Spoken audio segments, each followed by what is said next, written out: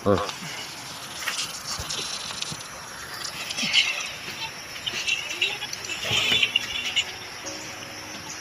Magandang umaga po sa inyo lahat, mga senior citizen. Ito po ang ginagamit kong panlaga sa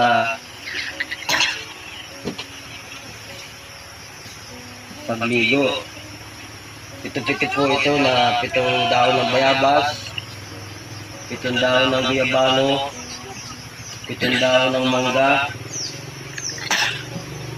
7 tangkay ng balonggay, 7 dahon ng oregano, 7 dahon ng sambong, 7 dahon ng suha, at isang mungkos na talad. Sinasama ko na rin po itong 7 dahon ng sampalokan at 7 dahon ng tawa-tawa. Ito po ang ginagamit kong panlaga. Nalaga ko po ito ng pinapakulo po ito ng mga 10 minutes sa kaldero at nilalagyan ko po ng asin. Pagkatapos po ay ito po ang pinanliligo ko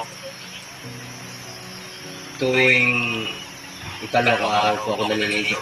Hindi po ako naliligo ng araw-araw. So ikalawang po yung umaga. Maraming po salamat. Maganda po ang pagramdam pagkatapos maligo. Tapos sa mga pala-exercise.